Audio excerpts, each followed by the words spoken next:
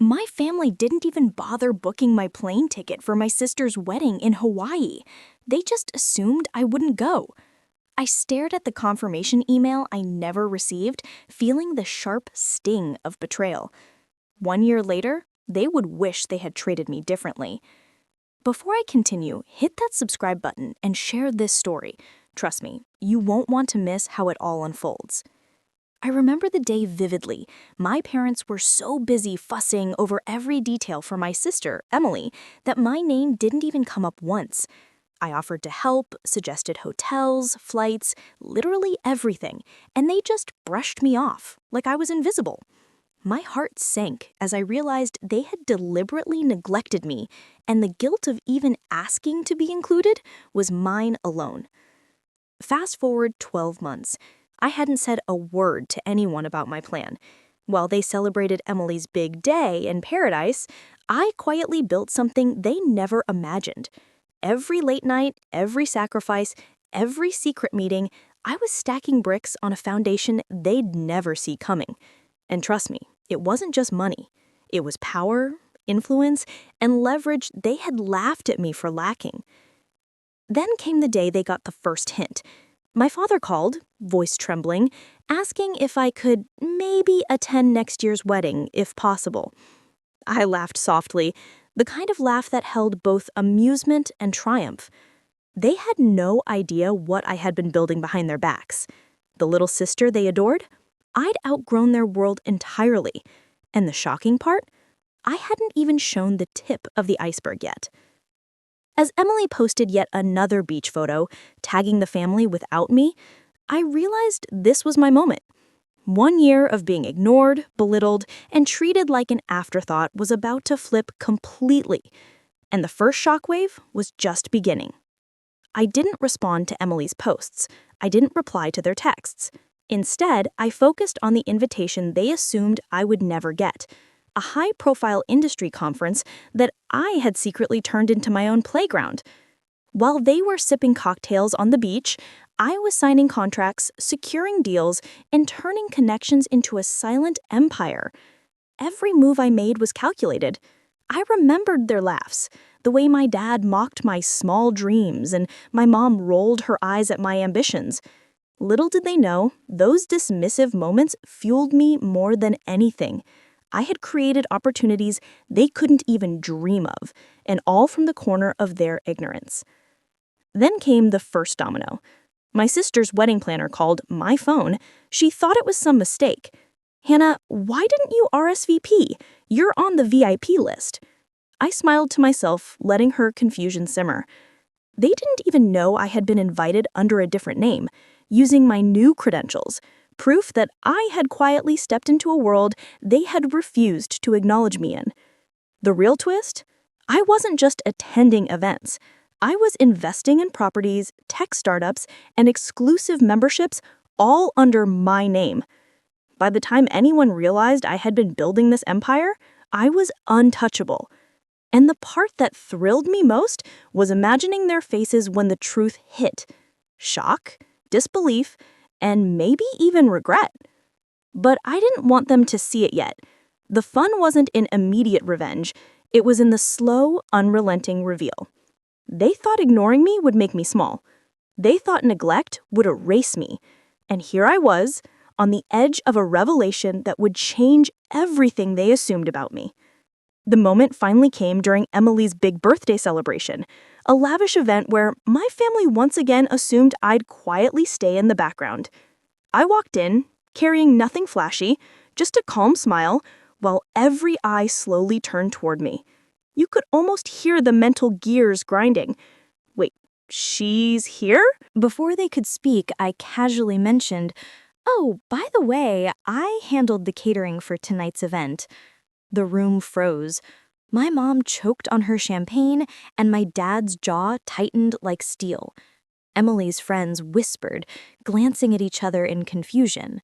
They had no idea I had quietly built a small but elite catering company in the last year, and tonight, their celebration was running entirely on my arrangements. I let them stew in that shock for a few seconds, then added, I also partnered with the designer who did the floral arrangements and the event stage. You know, the one you've been raving about? Emily's smile faltered. The guests started noticing the subtle touches, details only someone with influence and money could pull off. And here's the twist. They had assumed I was invisible, powerless, and insignificant. But the real kicker came when I leaned over to the family accountant, whispering, "I finalized the property deals you didn't think I could manage, all in cash." My parents exchanged panicked glances. They realized that their neglect and mockery over the past year had created a version of me they couldn't even begin to control. By the time the night ended, the whispers had grown louder. Hannah did all this? She's successful? And for the first time, I watched my family feel the sting of underestimating me. The underdog they had ignored, laughed at, and pushed aside was no longer just surviving. She was thriving in ways they hadn't even imagined. The days after Emily's birthday celebration, I could feel the shift in the air. My parents avoided looking at me directly, and Emily's text went unanswered because, honestly, I didn't owe her a single reply. What they didn't know was that the small victories they were witnessing were only the tip of the iceberg. I had spent the past year quietly building not just a business, but a network of power and influence that no one in my family could have imagined. It started when I received an invitation to an exclusive investment meeting, something they had always dismissed as too complicated for me. While my dad was busy criticizing my boring job, I was learning the kind of financial strategies and deals that could change lives. I invested in startups, acquired properties, and even secured shares in a few tech firms, all quietly, all under my own name. Every dollar I earned, every deal I closed, was a silent reminder that their neglect had fueled my ambition rather than crushed it. Then came the real opportunity for revenge, the family reunion they had planned, complete with the usual pomp and ceremony, where I was supposed to be the quiet daughter who didn't make a mark. I didn't just show up, I made an entrance that turned heads. I walked in wearing a simple dress, no flashy jewelry, but my confidence screamed wealth and control. The subtle gestures, the calm authority in my walk, it all made them realize something was off. And then I dropped the first bomb. "I handled the finances for this entire reunion," I said casually, sipping my drink while watching their expressions shift from confusion to panic. My mom's face went pale, my dad's lips pressed tight, and Emily's mouth opened and closed like a fish. Every vendor, every caterer, every decoration, they had all been arranged under my contracts. The event, which they had planned to flaunt their control and superiority, was running entirely on my authority. I let them stew in disbelief for a moment before adding the second twist. "Also, the property you all admired last summer? Bought it, renovated it, and it's fully rented. That little vacation house you thought you owned, technically, it's mine now." I could see the shock on their faces. My dad's voice shook when he finally said, "Hannah, how?" I just smiled, the kind of smile that held years of silent triumph and a hint of sweet revenge. The room was buzzing. Friends, relatives, even Emily's in-laws started whispering, realizing that the ignored sister had been quietly orchestrating success on a scale no one saw coming. They were humiliated, but in a way that was undeniable.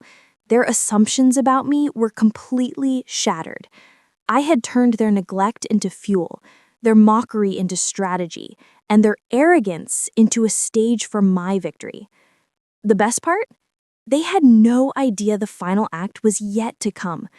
Everything they had witnessed so far was merely a preview. The full revelation, the ultimate shock, would leave them speechless and redefine how they saw me forever. And as I left the reunion that night, I knew the next time we met, nothing would ever be the same again. The next year, I didn't just sit back. I escalated everything.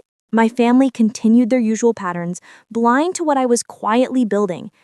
Then came the wedding invitation they assumed I'd ignore again.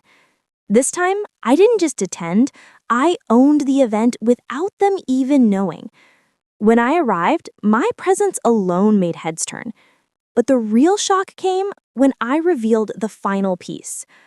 I had acquired the company that Emily's wedding planner worked for, the same one my parents had raved about for months. Every detail of the wedding, from flowers to the catering, the music, even the photographer, was now under my control. And the bill? Paid entirely from accounts they didn't even know existed. Their pride, their sense of superiority, crumbled in seconds. I watched my mother's face tighten, my father's eyes widen, and Emily's smile falter. "Wait, you did all this?" my mom whispered, almost afraid to speak. I just nodded, calm and unshaken, savoring the moment of complete reversal. The underdog they mocked, ignored, and sidelined had become the one holding all the cards. Then came the final, personal twist. I handed them the guest book at the wedding, casually noting, "All the proceeds from this event are being donated to the charities I started last year." Their jaws dropped. They realized that not only had I built my empire in silence, but I had also used my success to make a difference, something they had never bothered to do. Their envy turned into shock, and even the wedding guests were whispering about how the ignored sister had become the power behind the entire celebration. By the end of the night, Emily was forced to confront the truth she had never expected. The little sister they had dismissed had quietly outgrown them all. Every insult, every neglect, every laugh they had shared at my expense had fueled my rise. And for the first time, they saw me, not as the girl they ignored, but as the unstoppable force I had become. I walked away that night, not with anger, but with the calm satisfaction of someone who had been underestimated for too long. They had assumed my silence meant weakness. They had assumed neglect could hold me down. And yet, in the end, the girl they ignored had written the final chapter, and it was hers.